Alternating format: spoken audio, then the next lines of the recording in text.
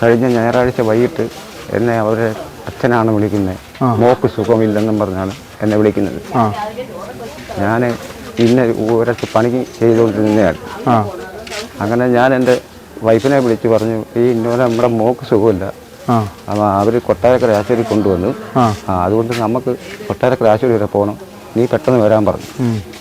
അങ്ങനെ ഇവിടെ ഇച്ചിരി പശുവൊക്കെ ഉണ്ടായിരുന്നു, അതിനെ അഴിച്ചു കെട്ടിയിട്ട് ആട്ടോ മേടിച്ച് വീട്ടിൽ വന്നപ്പോഴത്തേക്ക് വീണ്ടും അയാൾ വിളിച്ചിട്ട് പറഞ്ഞ്, നിങ്ങൾ കൊട്ടാരക്കര വരണ്ട, നിങ്ങൾ വീട്ടിൽ വന്നാൽ മതി. അപ്പം ഞങ്ങൾ വിചാരിച്ച് ആശുപത്രിയിൽ ഏതോ അസുഖമായിട്ട് കൊണ്ടുവന്ന് സുഖമായി തിരിച്ച് കൊണ്ടുപോയെന്ന്. പിന്നെ ഒരു 10-20 മിനിറ്റ് കൂടെ കഴിഞ്ഞപ്പോൾ ഉണ്ട് വേറൊരു ആംബുലൻസുകാരൻ എന്നെ വിളിച്ചിട്ട് പറഞ്ഞ്, നിങ്ങളുടെ കുട്ടി കിണറ്റി കൊണ്ടുവന്ന ആംബുലൻസുകാരനാണ്, നിങ്ങളുടെ കുട്ടി കിണറ്റി വീണ് ഇങ്ങനെ കൊട്ടാരക്കര ഹോസ്പിറ്റലിൽ. അത് ശരി. മകളെ എവിടെയായിരുന്നു അയച്ചിരുന്നത്? മകളെ അയച്ചേക്കുന്ന ബാളകം പൊടിയാട്ടുള്ള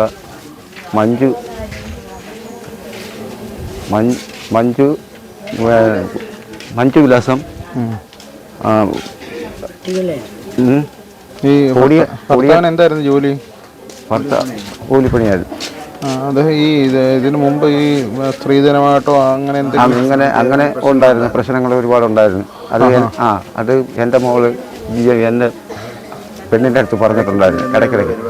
ഇടയ്ക്കിടയ്ക്ക് വന്ന് നീ അമ്മയുടെ കയ്യിൽ നിന്ന് കാശ് മേടിച്ചുകൊണ്ട് പോകാന്ന് പറഞ്ഞ് പിന്നെ ഒരു സന്തോഷമായിട്ട് അങ്ങ് പോയിട്ട് അവിടെ പിന്നെ ഉള്ള കാര്യങ്ങൾ നേരത്തെ ഉപദ്രവകാര്യങ്ങൾ തലയിലുണ്ട്, മുഖമൊക്കെ നീരടിച്ചു കൊണ്ടിരിക്കുക, അത്രയോ. പിന്നെ ആദ്യം പറഞ്ഞ് കിണറ്റി വീണെന്ന് പറഞ്ഞു, പിന്നെ തലയേറ്റ് വീണെന്ന് പറഞ്ഞു. പിന്നെ തന്തയും തള്ളയും കൊണ്ട് അസുരം വന്നപ്പോൾ കാണിച്ചില്ല. ആരാ കാണിക്കാൻ അനുവദിക്കാതിരുന്ന ആരാ? ആ പയ്യൻ്റെ തള്ളയും തന്തയും അവിടെ ഉണ്ടായിരുന്നു. പയ്യൻ്റെ അവരെന്താ പറഞ്ഞിരുന്നതെന്ന് അറിയാമോ? അവർ പറഞ്ഞു, ആദ്യം ഇവിടെ വിളിച്ചു പറഞ്ഞത് കുഞ്ഞു സുഖമില്ല, എളുപ്പം വരാൻ പറഞ്ഞു. തന്തയും തള്ളയെടുത്ത് അവരിങ്ങനെ കൂലിപ്പണിയും കഴിഞ്ഞ് പോയതാ. പണി കഴിഞ്ഞ് പാതിക്ക് വിളിച്ച് പറഞ്ഞു, വരണ്ട, വീട്ടിലോട്ട് എല്ലാം പറഞ്ഞു. വീട്ടിലോട്ട് എല്ലാം പാതിക്ക് വിളിച്ച് ആംബുലൻസ് ഡ്രൈവർ വിളിച്ച് പറഞ്ഞു, ഞങ്ങളുടെ മോള് കിണറ്റി വീണ് അങ്ങോട്ട് കൊട്ടാരക്ക് കയറുന്നിട്ട് വീഴാൻ പറഞ്ഞു. അത് ശരി. പിറ്റേന്ന് രാവിലെ, അന്ന് രാത്രി ഒന്നും കാണിച്ചില്ല, പിറ്റേന്ന് രാവിലെ 10-10:30 ആയപ്പോൾ കാണിച്ചു. കൊട്ടാരക്കര ചന്ദനക്കൈ കാണിച്ചില്ല? ഇല്ല. അപ്പോൾ ഈ വീട്ടിലെ ഈ യുവതിയുടെ ആങ്ങളെയാണ്. അപ്പം അദ്ദേഹത്തിന് നമ്മളോട് പറയാനുള്ള കാര്യങ്ങൾ എന്താണെന്ന് നമുക്ക് പ്രേക്ഷകരിലേക്ക് എത്തിക്കാം. എന്തായിരുന്നു ഈ അളിയൻ്റെ ഭാഗത്തുനിന്ന് നമുക്ക് ഉണ്ടായ ഒരു അനുഭവം? വൈകിട്ട് 6 മണി സമയത്തായിരുന്നു എൻ്റെ അച്ഛനെ വിളിച്ച് പറയുന്നത്, എൻ്റെ പെങ്ങൾക്ക് സുഖമില്ല, കൊട്ടാരക്കര ഹോസ്പിറ്റലിൽ അഡ്മിറ്റ് ചെയ്തേക്കും, അങ്ങോട്ട് വരണമെന്ന് പറഞ്ഞു. 4:30 സമയത്ത് അച്ഛൻ്റെ ജോലി സ്ഥലത്ത് അവരെ വീട്ടിൽ നിന്ന് ആരോ വിളിച്ച് അച്ഛനെ വിളിച്ച് പറഞ്ഞു, ഇതുപോലെ തുഷാരിക്ക് സുഖമില്ല, കൊട്ടാരക്കര ഹോസ്പിറ്റലിൽ കൊണ്ട് വെച്ചേക്കുവാണ്, അവിടെ അഡ്മിറ്റാണ്, നിങ്ങൾ അങ്ങോട്ട് വരണമെന്ന് പറഞ്ഞു. അങ്ങനെ അമ്മയും അച്ഛനും കൂടെ ഓട്ടോ വിളിച്ച് കൊട്ടാരക്കര ചെല്ലുന്നതിന് മുമ്പ് തന്നെ അവരെ വീട്ടിൽ നിന്ന് വേറെ ആരോ വിളിച്ച് പറഞ്ഞു, ഹോസ്പിറ്റലിലോട്ട് വരണ്ട, നേരെ നിങ്ങൾ വീട്ടിലോട്ട് വന്നാൽ മതിയെന്ന്. വീട്ടിൽ ചെന്ന് അവിടെ സംസാരിച്ച് മോൾ എന്ത് ചെയ്യുന്ന എൻ്റെ അമ്മ ചോദിച്ചു, എൻ്റെ മോൾ എന്ത് ചെയ്യുന്നു ചോദിച്ചു. അപ്പോൾ പറഞ്ഞു, കൊട്ടാരക്കര ഹോസ്പിറ്റലിൽ അഡ്മിറ്റ് ആവുമ്പോൾ സുഖമില്ല, അവിടെ ആണെന്ന് പറഞ്ഞു. അങ്ങനെ അവിടുന്ന് ഞങ്ങൾ തിരിച്ചിങ്ങോട്ട് വരുന്ന വഴിക്ക് ഞാനല്ല അച്ഛനും അമ്മയുടെ തിരിച്ചു വരുന്ന വഴിക്കാണ് ഒരു ആംബുലൻസ് ഡ്രൈവറാണെന്ന് പറഞ്ഞ് പുള്ളി വിളിച്ചു. അച്ഛനെ വിളിച്ച് പറഞ്ഞു, തുഷാർ ഇതുപോലെ എടുത്ത് കിണറ്റിൽ ചാടി എന്ന് പറഞ്ഞു. അങ്ങനെ ഞങ്ങൾ കൊട്ടാരക്കര വന്നു. കൊട്ടാരക്കര വന്ന് ഹോസ്പിറ്റലിൽ ചോദിച്ചപ്പം അങ്ങനെ പേഷ്യൻ്റ് അവിടെ അഡ്മിറ്റ് ചെയ്തിട്ടേ ഇല്ലെന്ന് പറയുന്നു. അത് ശരി. പിന്നെ അല്ലാതെ അവിടെ ആൾക്കാരൊക്കെ കൂടി അവിടുത്തെ മോർച്ചറിയിലെ ഉദ്യോഗസ്ഥരുടെ അടുത്ത് ചോദിച്ചപ്പോഴാണ് പറഞ്ഞത്, ഇതുപോലെ തല കറങ്ങി ഒരു പെണ്ണിൻ്റെ ബോഡി കൊണ്ടുവച്ചത്, അത് ഇവിടെ എടുത്തതല്ല, കൊട്ടാരക്കര മേഴ്സി ഹോസ്പിറ്റലിൽ നിന്ന് കൊണ്ടുവന്ന ബോഡിയാണ് ഇവിടെ കൊണ്ട് മോർച്ചറി വെച്ചേക്കുകയാണെന്ന് പറഞ്ഞു.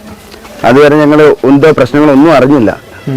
ആംബുലൻസ് ഡ്രൈവർ വിളിച്ച ഒരു ഇത് മാത്രമേ ഞങ്ങൾക്ക് അറിയുള്ളൂ. അവരുടെ വീട്ടുകാർ എന്തുവാന്ന് പോലും പറയുന്നില്ല. ഇവിടെ ഉണ്ട് ഉത്തരം വീട്ടുകാർ പറയാറില്ല. പിന്നെ ഈ ആംബുലൻസ് ഡ്രൈവറാണ് വിളിച്ച് പറയുന്നത്, ഇതുപോലെ തുഷാര കിണറ്റി ചാടിയിരുന്നു. ഈ പെങ്ങൾ ഏതെങ്കിലും ഒരു സാഹചര്യത്തിൽ താങ്കളോട് ഒരു സ്ത്രീധനമായിട്ട് ബന്ധപ്പെട്ട ഒരു 2 ആഴ്ച മുമ്പ് ഇവിടെ വന്ന് നിന്നായിരുന്നു. ഇവിടെ നിന്നപ്പോ എന്ന് പറഞ്ഞാൽ ഇവിടുത്തെ വസ്തു അവർ ഫിനാൻസ് ലോൺ എടുത്തിട്ടുണ്ട്, പ്രൈവറ്റ് ഫിനാൻസ് ലോൺ എടുത്തിട്ടുണ്ട്. അല്ലാതെ അത് കൂടാതെ ഇപ്പൊ ഒരു വണ്ടി എടുത്തു, അതും തുഷാരയുടെ പേരിലാണ് വണ്ടി എടുത്തേക്കുന്നത്. അപ്പൊ അതിന്റെ CC അടക്കണമെന്ന് പറഞ്ഞ് ഇപ്പൊ 2 മാസം പെൻഡിങ് അടക്കാം, അതിന്റെ CC അടക്കണം എന്ന് പറഞ്ഞൊരു പ്രശ്നം ഉണ്ടായിരുന്നു. അപ്പൊ ഇവിടുന്ന് നിങ്ങളെ കിഴക്കോട്ടുള്ള വസ്തു വിറ്റിട്ട് പൈസ കൊണ്ടു കൊടുക്കണമെന്ന് ചേച്ചി എടുത്തിങ്ങനെ നിർബന്ധമായിട്ട് ഇവരെ വീട്ടുകാരും ഒരച്ഛനും തള്ളയെല്ലാം അവിടെ പറയുമായിരുന്നു. നിരന്തരം ഇതിനെ പറ്റി ഇതുണ്ടായിരുന്നു. അങ്ങനെ അമ്മയെ വിളിച്ചിങ്ങനെ വിഷമങ്ങൾ പറയും. അല്ലാതെ എൻ്റെ അടുത്ത് ഇതുവരെ പറഞ്ഞിട്ടില്ല. ഇതുപോലെ വഴക്കുകളുണ്ട്, എന്നെ എന്ത് ഞാനോട് ചോദിക്കുകയോ അങ്ങനെയുള്ള ഇതുകൊണ്ടാണ് എന്തോ എൻ്റെ അടുത്ത് പറഞ്ഞിട്ടില്ല. അമ്മയുടെ അടുത്തെല്ലാം പറയുന്നത്.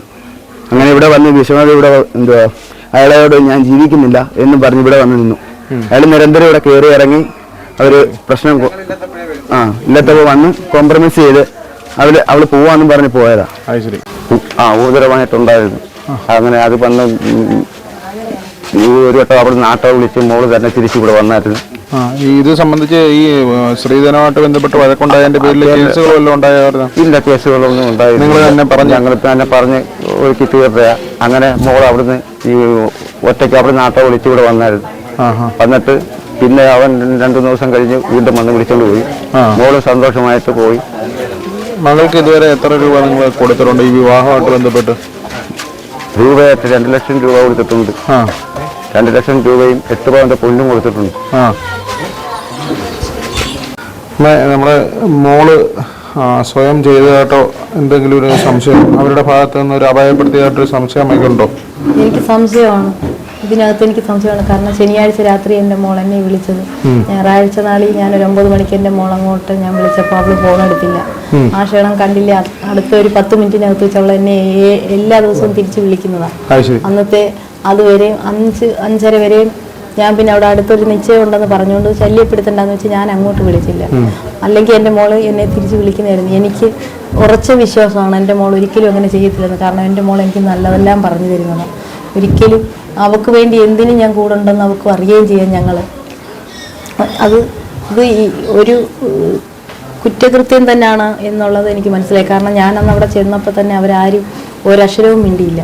മോൾ എന്ത് ചെയ്യുമെന്ന് ചോദിച്ചപ്പോൾ ഇവിടെ ഉണ്ടെന്ന് പറയുന്നതല്ലാതെ അവിടെ ഇല്ലാത്ത മോളോട് അവർ പറഞ്ഞത് ഇവിടെ ഉണ്ടെന്ന്. അന്നേരം ഞാൻ അവിടെ എല്ലാം ഓടി നടന്ന് നോക്കിയപ്പം റൂമിനകത്ത് അവരുടെ ബെഡ്റൂമിൻ്റെ കട്ടിലും മെത്തയില്ല മറിഞ്ഞു വീണ് കിടക്കുന്നു. അപ്പം ഞാൻ വിചാരിച്ചു എന്തോ പിടിവലി ഉണ്ടായി കാണുമെന്ന് പറഞ്ഞാൽ പിന്നെ അവളെ കാണാത്ത മോളെ ഞാൻ ഓടി എൻ്റെ ഒരു ചുമതലയൊക്കെ ഉണ്ട് ഞാൻ വീണ് വാരി എല്ലാവരോടും തൊഴുതി ചോദിച്ചു. എന്നിട്ട് ഒരു മനുഷ്യരും മിണ്ടിയില്ല.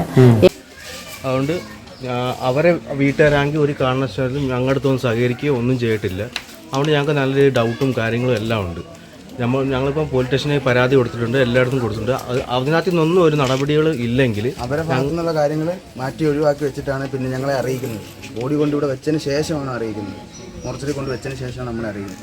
നമ്മളെങ്ങനെ അറിയും? എന്തു പറയുന്നു?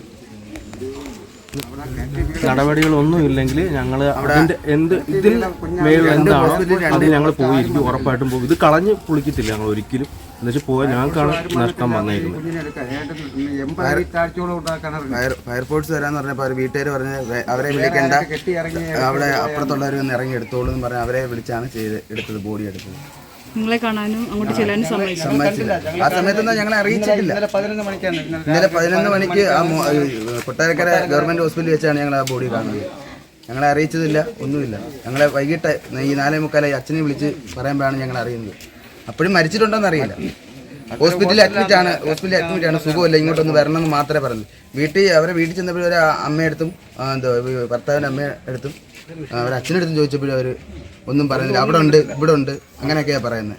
എന്നിട്ട് പറഞ്ഞ് കൊട്ടാരക്കര ഹോസ്പിറ്റലിൽ അവിടെ അഡ്മിറ്റ് ചെയ്തിട്ടുണ്ട്, അങ്ങോട്ട് ചെന്നാൽ മതി പറഞ്ഞു. ഞങ്ങളുടെ അമ്മയും അച്ഛനും അവിടെ നിന്ന് തിരിച്ചു വന്നപ്പോഴാണ് ഈ ആംബുലൻസ് ഡ്രൈവറിങ്ങനെ വിളിച്ച് പറഞ്ഞു. അങ്ങനെ എന്നെ 6 മണിക്കാണ് വിളിക്കുന്നത്. 6 മണി സമയത്ത് തന്നെ ഞാനപ്പോൾ ശ്വാസം കൊണ്ട് നിൽക്കുമായിരുന്നു. അവിടെ നിന്ന് ഞാൻ വണ്ടിയായിട്ട് എൻ്റെ അളിയനുമായിട്ട് ഞാൻ അവിടെ ചെന്നു കൊട്ടാരക്കര ഹോസ്പിറ്റലിൽ ചോദിച്ചപ്പോൾ അവിടെ അങ്ങനെ പേഷ്യനെ കൊണ്ടുവന്നു.